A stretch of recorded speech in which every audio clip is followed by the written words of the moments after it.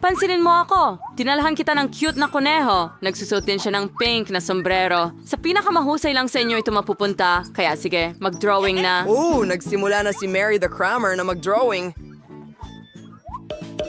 Oo, ganyan ka talaga, Ben. Sige, sayangin mo ang oras mo. Gagawin ko ang pinakamagandang drawing sa lahat. Mananalo si Rabbit. Nakuha kita. Ang astig, ispray mo at handa na. Ano? Anong ginagawa mo? Hoy, paano mo yun napatalsik? Sige, magdodrawing din ako ng kuneho. Ang mga cute na bagay na ito ay nagpapaalala sa akin ng isang bagay. Pero hindi ko gusto ang kulay rosas. Gusto kong iguhit ito sa asul. Ngayon, kailangan mong magdagdag ng konting tubig din. Pagkatapos dapat magkadikit-dikit ang lahat. Tama? Huwag kalimutan ang mga mata. At narito ang tubig. Ano ang ginagawa mo? Gumagawa rin ako ng kuneho? Ang kuneho ko ay magiging napaka-cute at kasing ganda ako. Kahit medyo malayo ang kuneho sa akin, pero sa tingin ko gagawin ko itong sobrang ganda. Ang ganda talaga, Jean. Dumarating! At nalaman ko kung paano bahagyang yan Sirain screw ang ang mga atomizer, guhit ni Jane. garapon ng tubig. Ay naku! Paano ito nangyari? Oh, Ben, ikaw ba ang gumawa nito? Galit ako sa'yo ngayon. Guys, ang oras, TikTok. Sige, ipakita mo ang mga gawa. Medyo okay lang, Mary. Ikaw, Jane? Ay, ang pangit naman. Okay, Ben. Wow, ang ganda. Karapat-dapat ka talagang kunin ang kuneho para sa'yo. Ipagmalaki mo. Salamat. Nanalo ako. Mayroon akong para sa'yo. Tignan mo mga karot! Mag-refresh ka. Astig, may sorpresa ako para sa'yo. Isang malaking hotdog na may marmalade. Bibilhin mo ang burning Nakikita kong eyes. hindi mo na mahintay na magsimula. Tara na. Hi! Sige. Pagpipinta ng sining. Ito ang paborito kong paraan ng pagguhit. Bakit hindi lumalabas ang masa? Sige na. Aray! Naku! Natataran ako ng itim na masa. Ang ginagawa Kung mag-uwit, ako na mag-uwit. Ngayon ay kikuhain ko ang hotdog ko. Tama, alam ko kung paano sirain ang iyong pagpipinta. Tingnan mo. Magdagdag tayo ng init. Ano? Wala. Sige lang. Sisimulan ko na rin ang pag-drawing ng hotdog ko ngayon. Pero idaragdag ko ng may originality. Parang totoong aso. Ano yung hawak mo? Hey! Mga guhit. Mas mabuting tingnan mo ang obra maestra ko sa pagluluto at sining. Mary, anong ginagawa mo? Ayos lang ako. Nagpasya akong gumawa ng 3D na pagguhit ng mga sangkap ng hotdog ng hiwalay. Okay Mary, kakaiba ka. Jane, ipakita mo sa akin ang nagawa mo. Ang pagguhit ay medyo okay lang. Ngunit ang ideya ay kapuri-pure. Babalingin ko rin. Anong nangyayari? Bakit hindi ito gumana? Pinatay mo ba ang kalan? Jane, pinakamasama ka! Masama ka! Hindi ako nakikipag-usap sa'yo, okay? Anong ginagawa mo? Tingnan mo, perfectong 3-dimensional na hotdog ito. Naku, tingnan mo, malagkit na ito Isa. ngayon. Oof! Tapos na ang oras, mga kaibigan. Ipakita niyo sa akin ang inyong... Oh, Jane, hindi ito ang gusto ko. Paano naman sa'yo, Ben? Kakilakilabot. Mary? Napaka-perfectong hotdog niyan. Siguradong karapat-dapat kang magkaroon ng hotdog na marmalade para sa iyong sarili. I-enjoy mo ang iyong premyo. Ikaw ang pinakamagaling kong estudyante. Sa wakas, nanalo na ako. At kahit na sobrang astig na premyo at napakasarap. Mag-ingat, Mary. Sobrang gutom na ako. Napakagandang damit. Dapat ko bang isuot ito sa date namin ni Bob? Aray nagustuhan niyo ba ito?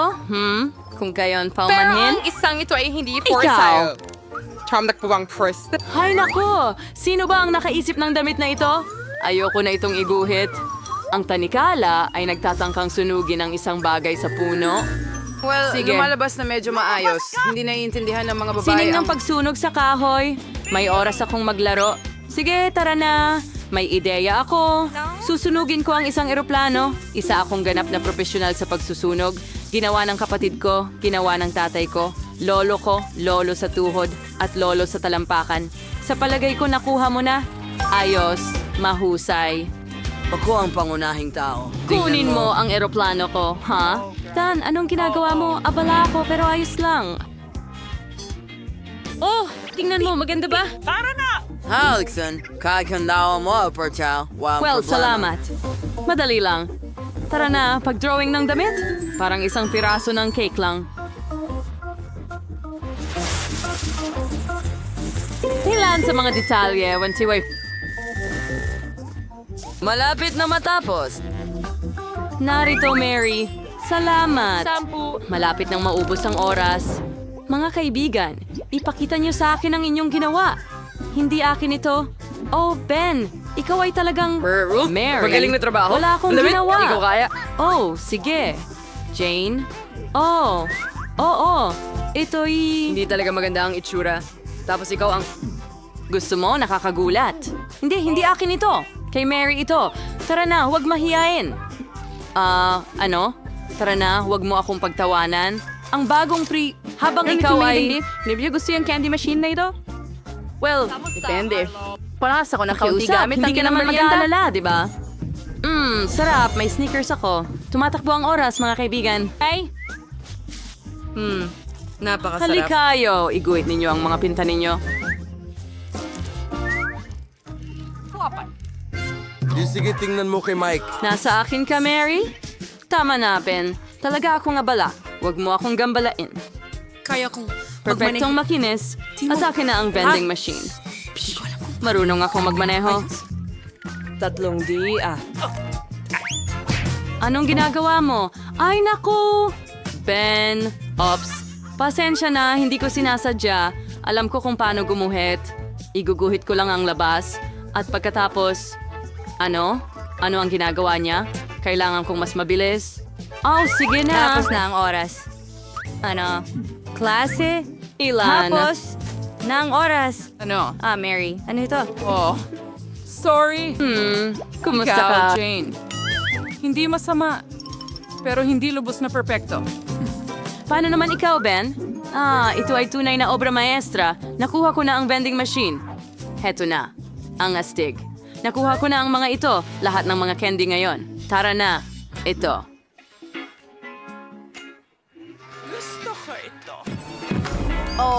Pumunta sa Perfecto! Meron akong frutella. Bigyan mo naman ako, please, Ben. Ano? Sige, ayos lang. Salamat, Ben. Ang sarap Sige. nito. Oh, KitKat, paborito ko. Ikaw na, Mary. Heto, ikaw salamat. Bakit? Bakit hindi na... Magtrabaho na. Hangal na makina. Salamat, mga babae. Ang candy Skittles ay hindi ba yung naging ganito kalaki? Hindi ko pa nagawang magdekorasyon ng bahay na gawa sa gingerbread ng ganito. Tingnan mo lang, mas marami ng ice cream ngayon. Idedekorasyon ko ang aking bahay. Sa tingin ko ay magagawa ko ang pinakamagandang hamon kailanman. Sobrang hingal. Okay, hindi ko kailangan yan. Gusto ko ito. Sige, meron na tayong mga bricks ngayon. Ang natitira pang mga materyales ay kailangang itapon sa loob. Magaling. Kayo din ang Rainbow Mar... Pero, una kong susubukan sila. Ang sarap. Hindi, ako... Hindi ko sila ilalagay sa loob. Mas gusto kong idekorasyon ng bubong. Tingnan mo kung gaano ito kaliwanag agad. Ang galing.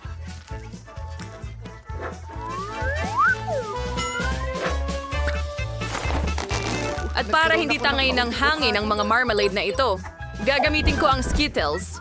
Ang liwanag din nila. Tingnan mo yan.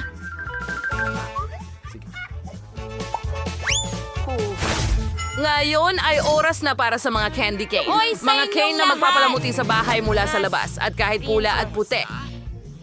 Totoo. Mga candy sa pader.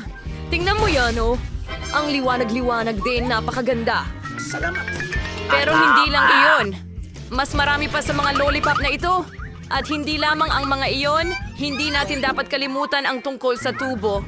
Dapat ding palamutian ito. Wala akong sapat na shutters sa mga bintana.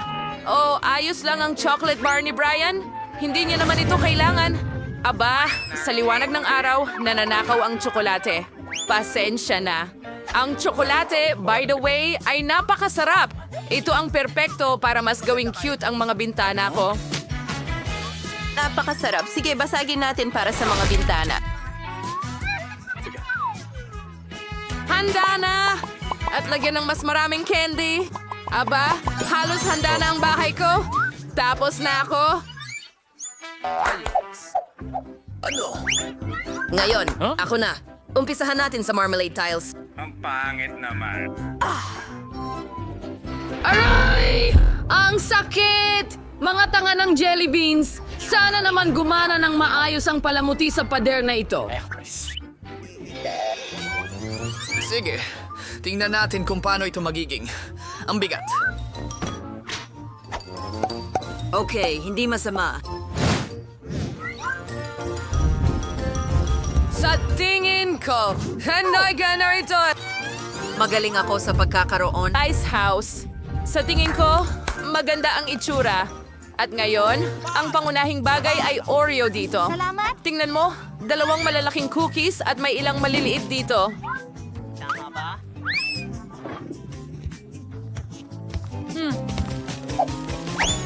Ganyan lang. Tignan mo ang ngiting ito. Hindi lang yon. Kailangan ko ng ilong. Para magawa ito, kailangan kong ilabas ang mga buto ng karot. Ginawa ko ito!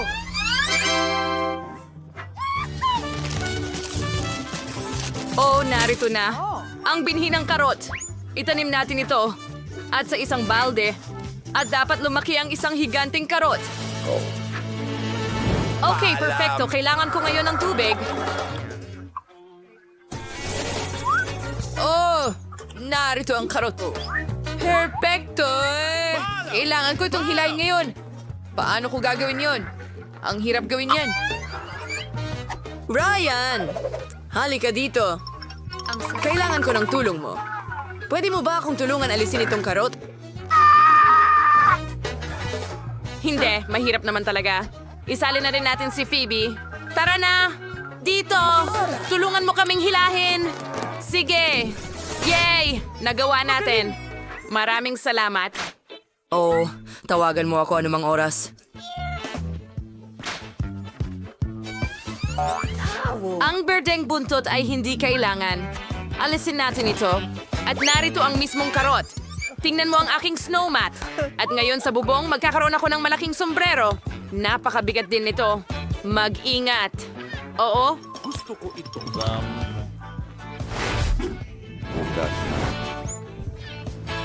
Tingnan mo yan. Mukhang perfecto, di ba? Okay, Brian, ikaw naman ngayon? Ano? Alam mo, Sa bahay ko, ibibigay Sino ang namin. Ibabalot ko ito sa papel. Magmumukhang totoong regalo. Astig, di ba? Well, hindi lang yon. Hindi makakasama ang isang maliit na Christmas tree garland. Maglalagay ako ng mga lobo ng Pasko dito. Sa ganitong paraan, magiging mas masaya ang aking bahay.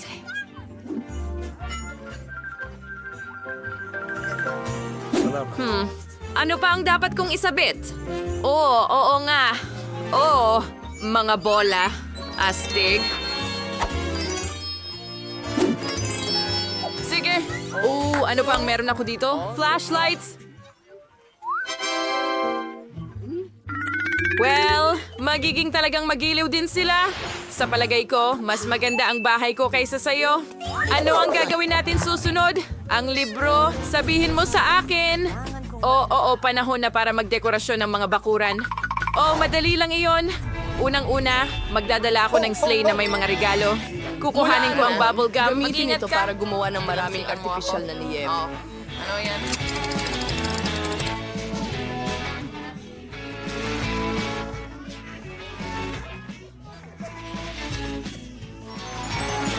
Takot pa yun. Ay naku! Kaya ano? Laking Pero snow. ngayon may grupo tayo ng... Alisin mo ba ito at gagawin itong totoo? Snow! Wow! Tingnan mo! Dahil marami akong lobo dito. Pagkatapos, ang ilan na malalaki ay magiging Mayroon tayong kapaki-pakinabang. maligayang bagong taon dito. Kaya, Saan tayo pupunta ng walang puno ng Pasko? Kung hindi, Ipapakita ko ito dito mismo sa gitna ng lote at ilalagay ko ang lahat ng mga regalo sa ilalim nito. Sa tingin ko, doon sila nararapat. Anong ganda? pero may kulang. Tama yon. Ang mailbox. Kulay pula din ito at nakabalot ng garland ng Christmas tree. Maglalagay ako ng sulat para kay Santa dito.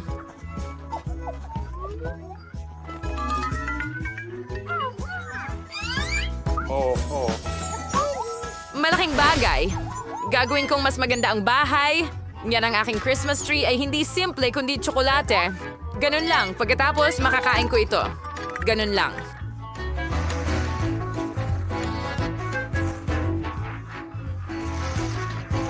Napakaganda. Well, hindi ko ito palalamutian ng laruan. Palalamutian ko ito ng mga gingerbread cookies.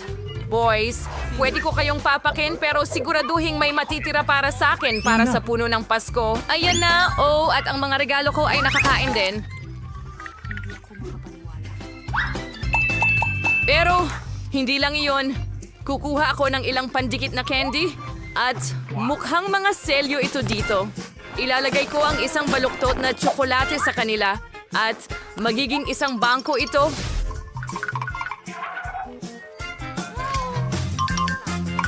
Malapit na akong matapos. Tignan mo. Mula sa natitirang mga karamelo, gagawa ako ng isang sa bahay para palagi kong alam kung saan pupunta. Diyos ko. Oh, yehey! Dalawang Twix! Kailangan din ng titi. Sa ulong nila, makakagawa ako ng bakod. Yun, di mo hindi naman yung matay, hindi pa rin masarap di. Pero walang ibang pwedeng kumain nito maliban sa akin. Susunod, ilalagay ko Nakakaing ang mailbox at isang nakakain na bariles. para sa... Tingnan mo yan. May makakagawa na magregalo sa sarili nila ng mga iyon. Sa tingin ko, Naging kapani-paniwala hindi ito ito. magandang atmospheric.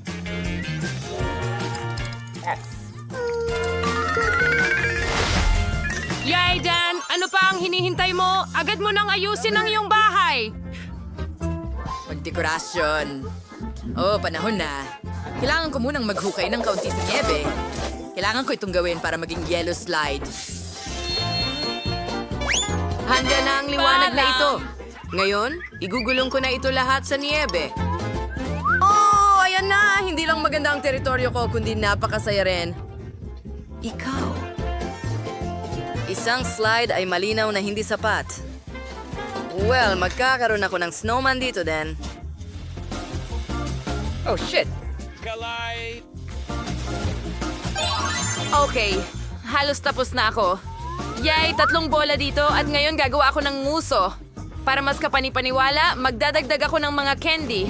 At narito ang mga kamay at kailangan ko ng scarf at sombrero. Oh, tingnan mo yan.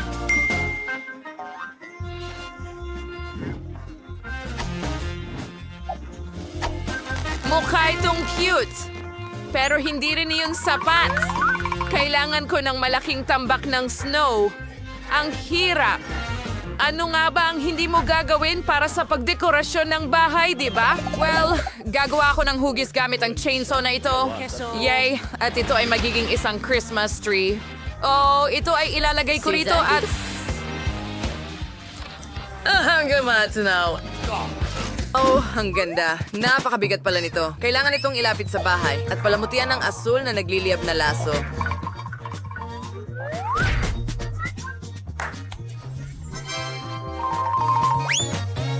Aba, gagawin ko ang bakod mula sa mga ladrillo na ito.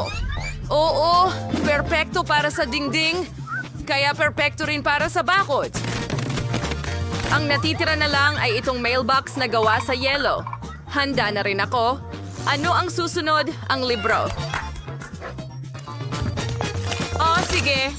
Oh, tapos kailangan nating itayo ang mga bahay sa harapan. Sa ngayon, mukhang medyo boring ang lahat pero aayusin ko ito agad. Magsimula tayo sa isang komportabling pulang alpombra. Ilalagay ko ito sa sahig.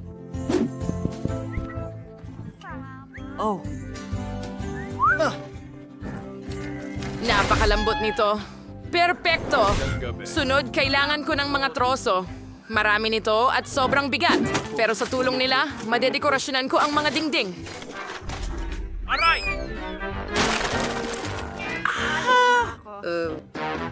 Ang kailangan ko lang gawin ay ipako ang mga piraso ng kahoy sa mga dingding. Madali lang ito. Kaya ko iyon gawin. Okay, tulong. Patpatin! Inakala kong mas malakas ako kaysa sa tunay. Ngayon, masakit ang daliri ko. Lahat ng ito dahil sa martilyong ito. Subukan ulit natin. Baka mas maging maayos sa pangalawang pagkakataon. Destadakin swanito skaw kensa na lang tapusin ang natitirang mga pader. Kailangan din silang palamutian ng mga kandado. Ang galing! Nagiging maaliwalas ang bahay. Ngunit hindi pa yon ang lahat. Kailangan ko ng isang fireplace. Makukuha ko lang ito dito gamit ang lubid. Pero mukhang perpekto ito dito. Kasya ito sa sulok ng bahay ko. Ilalagay ko ang isang maliit na parke ng aliwan dito.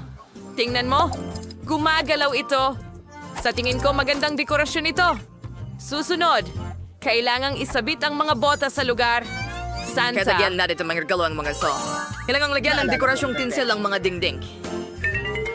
Pero parang hindi pa rin tapos maganda ang isang misteryosong pambalot at isang paper bag ng regalo na may disenyo ng paniki sa pader.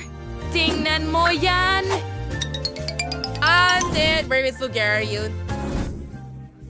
Palamuti. Para sa huling kasulitan, kulang na lang ang isang flashlight at syempre isang upuan. At saka, isang pares ng cracker ng knobs ay hindi rin makakasakit. Maring Lara Narils ng Ang lagod marahil ating may nakakaaliw na bahagi ng kwartong ito. Sasakay ang tren. Panonoorin ko ito. Magaling. Oh, say. Ang galing! Mayroon akong Christmas tree sa kalye, pero dapat may maliit din sa loob ng bahay. Handa na lahat at maaari na akong mag-relax at mag-enjoy ng masarap na cookies at matamis na kakao. Gusto ko ito. Napaka-komportable. Salamat. Paano ko palamutihan ang bahay?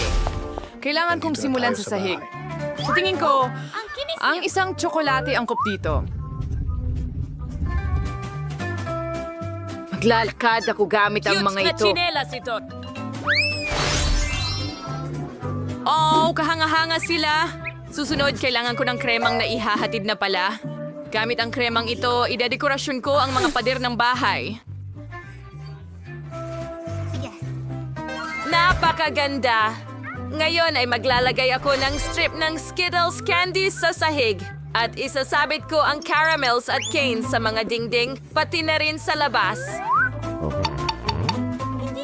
Parang ang astig lang ng mga sweets. Ngayon, kailangan kong gumawa ng sarili kong sopa. Magiging gingerbread din. Ginagamit ko Cream bilang pandikit na material. Sa ganitong paraan, makakakuha ako ng mahusay na sopa. Heto na! Perfecto! Sa pamamagitan nga pala, si Kimi ba ito? Pero kung may sofa, dapat may mesa rin. Magkakaroon ng iba't ibang matatamis dyan na sa totoo lang, pwede mo nang tangkilikin dahil handa na ang bahay. Ang sarap! Ako ay mabait na babae. Sa Robert Lilibran sa paayos ng panel ang marmalade. Mas tiyak ito ay... Oh, magkakaroon gusto ko ako ito. ng asul na marmalade na sahig at marmalade na baseboards. Lone. Anda na? Ngayon, pipinturahan ko ng spray ang mga dingding. Puting pintura, kumbaga. Pero nakakabagot ang puting dingding lang. Kailangan ko ng kaunting iba't ibang kulay dito. Gamit ang asul na mga snowflake. Narito sila!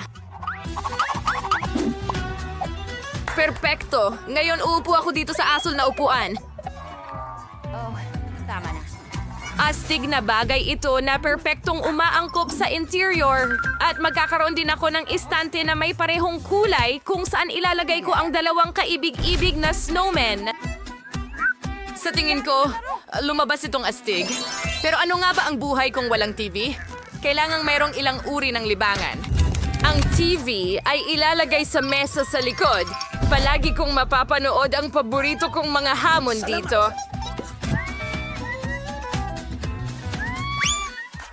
May mga maliliit na detalye pang natitira. Kailangan kong ayusin ang iba't ibang laruan. At syempre, oras na para mag-relax kasama ang paborito mong Coke. Nakapagod ang buong uminom lang ng Coke. Budog ang gawing ice cocktail ito. Para magawa ito, kailangan itong ilagay sa isang espesyal na tasa. Naging maganda ang resulta. Panahon na para subukan at mag-enjoy sa mga nakakatawang video. Ang sarap. Oo, nakakatawa yon.